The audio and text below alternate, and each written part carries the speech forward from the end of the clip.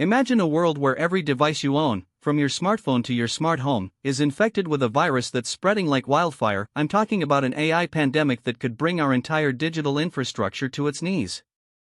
You're probably thinking, that sounds like the plot of a sci-fi movie, but trust me, it's a very real possibility. We're already seeing AI malware that can adapt and evolve at an unprecedented rate, and it's only a matter of time before it becomes a full-blown digital pandemic. I've been researching this topic for weeks, and what I've found is both fascinating and terrifying. It's like trying to comprehend a vast, invisible network that's growing by the second. And the more I learn, the more I realize how vulnerable we are to an infrastructure attack that could cripple our entire way of life. We're talking about a potential disaster that could make the COVID-19 pandemic look like a minor blip on the radar. But what exactly is an AI pandemic, and how does it spread? Well, think of it like a flu outbreak, but instead of infecting humans, it infects devices, and just like the flu, it can spread quickly through contact, or in this case, through our interconnected digital networks. It's like a digital version of the game 6 Degrees of Separation, where every device is just a few steps away from being infected. And once it's infected, it can spread to every other device on the network, creating a snowball effect that's almost impossible to stop. Now, you might be thinking, but what about cybersecurity measures? Can't we just create a vaccine or a firewall to protect ourselves? And that's a great question. We do have measures in place to protect against AI malware, but the problem is that these measures are often reactive, not proactive. They're like trying to close the barn door after the horse has already bolted. It's too little, too late. We need to be thinking about how to prevent these digital pandemics from happening in the first place, rather than just trying to cure them after the fact. As I was researching this topic, I stumbled upon an interesting analogy that helped me understand the concept better. Think of our digital infrastructure like a complex network of roads and highways. Just like how a traffic jam can cause a ripple effect throughout the entire transportation system, a digital pandemic can cause a ripple effect throughout our entire digital infrastructure. And just like how we need to maintain our roads and highways to prevent accidents, we need to maintain our digital infrastructure to prevent these kinds of disasters. But, just as we can't predict every possible accident on the road, we can't predict every possible vulnerability in our digital infrastructure, and that's what makes this so scary. So, what can we do to protect ourselves from this potential disaster? Well, for starters, we need to be more aware of our digital surroundings. We need to be like digital defensive drivers, always on the lookout for potential threats. We need to keep our devices and software up to date, use strong passwords, and be cautious when clicking on links or downloading attachments.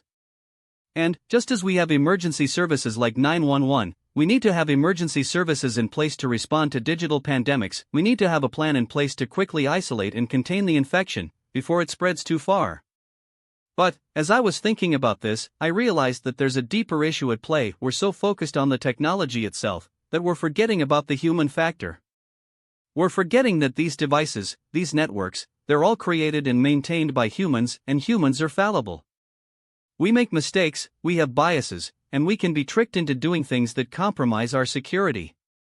And that's what makes this so fascinating. It's not just about the technology, it's about us, and how we interact with it.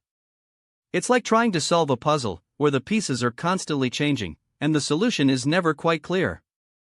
As I reflect on this, I have to admit that I'm both excited and terrified by the possibilities. I mean, who wouldn't want to explore the potential of AI, but at the same time, who wouldn't be scared of the potential risks? It's like being on the edge of a cliff, looking out into an unknown abyss. You're not sure what's down there, but you know it's going to be a wild ride. And, as someone who's passionate about technology, I have to ask myself, am I contributing to the problem, or am I helping to find a solution? As we navigate this complex landscape, we need to be thinking about the long-term consequences of our actions. We need to be thinking about how our decisions today will impact our digital future tomorrow. And that's where things get really interesting, because, just as a small stone can create ripples in a pond, our individual actions can create ripples in the digital world. We need to be thinking about how to create a digital ecosystem that's resilient, adaptable, and secure, an ecosystem that can withstand the inevitable shocks and stresses that will come its way. And, as we look to the future, I'm reminded of another analogy that might help us understand this concept better. Think of our digital infrastructure like a complex ecosystem, where every device, every network, and every piece of software is interconnected and interdependent. Just like how a small change in the environment can have a ripple effect throughout the entire ecosystem, a small vulnerability in our digital infrastructure can have a ripple effect throughout our entire digital world. But, just as we can take steps to protect and preserve the natural ecosystem, we can take steps to protect and preserve our digital ecosystem. We can create a digital equivalent of a national park, where our devices and networks can thrive in a safe and secure environment. But, as I was thinking about this, I realized that there's still so much we don't know. We're still in the early days of this digital pandemic, and we're not sure what the consequences will be. We're not sure how it will spread, or how it will affect our daily lives. We're not even sure if we'll be able to contain it. And that's what makes this so unsettling. It's like being in a horror movie, where the monster is invisible, and the only thing you can do is wait and see what happens next. As we wait and see, we need to be thinking about the potential consequences of our actions. We need to be thinking about how our decisions today will impact our digital future tomorrow. And that's where things get really interesting, because, just as a small stone can create ripples in a pond, our individual actions can create ripples in the digital world. We need to be thinking about how to create a digital ecosystem that's resilient, adaptable, and secure, an ecosystem that can withstand the inevitable shocks and stresses that will come its way. So, as we move forward, we need to be thinking about the bigger picture. We need to be thinking about how our individual actions fit into the larger digital landscape. We need to be thinking about how we can work together to create a digital world that's safe, secure, and resilient, a world where we can thrive, without fear of digital pandemics or infrastructure attacks. And, as we think about this, I'm reminded of a simple yet profound question: what will happen when the next digital pandemic hits, and will we be ready?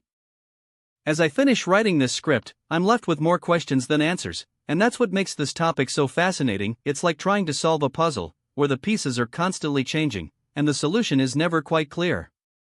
And, as someone who's passionate about technology, I have to say that I'm excited to explore this topic further, and to see where it takes us. If you're as curious as I am, then join me on this journey, and let's explore the world of AI and technology together, one question at a time. And if you want to stay up to date with the latest developments, be sure to subscribe to our channel.